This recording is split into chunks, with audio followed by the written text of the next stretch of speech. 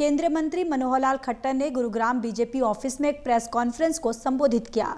इस मौके पर केंद्रीय मंत्री ने कहा कि देश का भविष्य मेक इन इंडिया और मेड बाय इंडियंस में ही है। उन्होंने कांग्रेस के नए अध्यक्ष को लेकर पूछे गए सवाल पर कहा कि सिर मुंडवाते ही ओले पड़ गए। देखिए रिपोर्ट।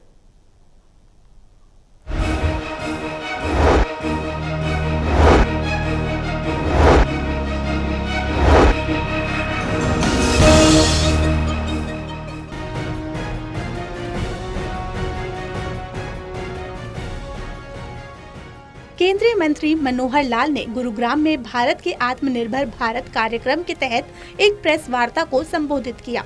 पत्रकारों से बात करते हुए मनोहर लाल खट्टर ने बताया कि स्वदेशी हमारी संस्कृति और आत्मा का हिस्सा है। उन्होंने कहा कि आज का भारत नए आत्मविश्वास से भरा हुआ भारत है। ये वही भारत है जो कभी दूसरों पर निर्भर रहता था, लेकिन अब पीएम मोदी के नेतृत्व में मेक इन इंडिया से मेक फॉर द वर्ल्ड का रूप ले चुका है।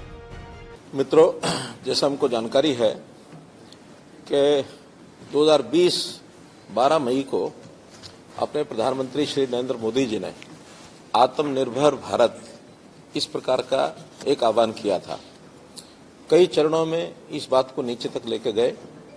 सबसे पहले जो अपना ब्यूरोक्रेसी, अधिकारीगण, उसके बाद पॉलिटिकल नेता, इसके बाद मीडिया के सामने भी ये विषय कई बार आए और बाद में इस प्रकार के आत्मनिर्भर भारत के रूप में नीचे तक विषय जाने के लिए एक बड़ा आंदोलन चलाया, रथ यात्राएं चलाई और लाखों गांव में और शहरों में वो यात्राएं गई। रथ यात्रा के माध्यम से कैंप्स लगाए गए और लोगों को आत्मनिर्भर भारत क्या है उसके बारे में बताया गया। मनोहर लाल खट्टर ने कांग्रेस पर तंज कसते हुए कहा कि असमंजस और दुविधा के कारण कांग्रेस निर्णय नहीं ले पाती। उन्होंने कहा कि कांग्रेस की जलेबी और रथ धरे रह गए हैं। जनता ने बीजेपी की सरकार बना दी। कांग्रेस के नेता प्रतिपक्ष के सवाल पर उन्होंने कहा कि ये कांग्रेस का घर का मामला है। उन्होंने कहा कि कांग्रेस में निर्णय करने में असमंजस की स्थिति रहती है, कानाफूसी ज्यादा रहती है। मजबूत विपक्ष होते हुए भी कांग्रेस का नेता प्रतिपक्ष बनने में 1 साल का समय लग गया, इसलिए कहीं न कहीं दुविधा जरूर है। हरियाणा कांग्रेस अध्यक्ष पर पूछे गए सवाल पर मनोहर लाल ने कहा कि वहाँ तो सिर मुंडाया और ओले पड़ गए वाली बात हो रही है। बात यह कि वैसे तो ये उनके अपने घर का मामला, मुझे कोई टिप्पणी करने का अधिकार नहीं है और इतना ही है, मुझे लगता है कि उनके यहाँ निर्णय करने की असमंजस स्थिति कितनी रहती है कि एक पूरा बहुत बड़ी अच्छी संख्या में, जिसको कहना चाहिए विपक्ष की संख्या 37 है आउट ऑफ 90, इतना एक तो होता मजबूत पक्ष, एक होता मजबूत विपक्ष।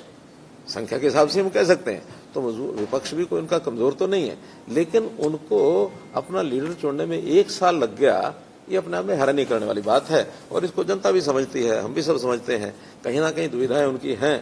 अब दुविधा समाप्त करके उन्होंने बनाया है तो मैं तो उनको शुभकामना दूंगा। अच्छा, उन्होंने लीडर बना लिया और अगर विपक्ष का नेता कोई होता है तो सत्ता पक्ष को भी उसका लाभ होता है।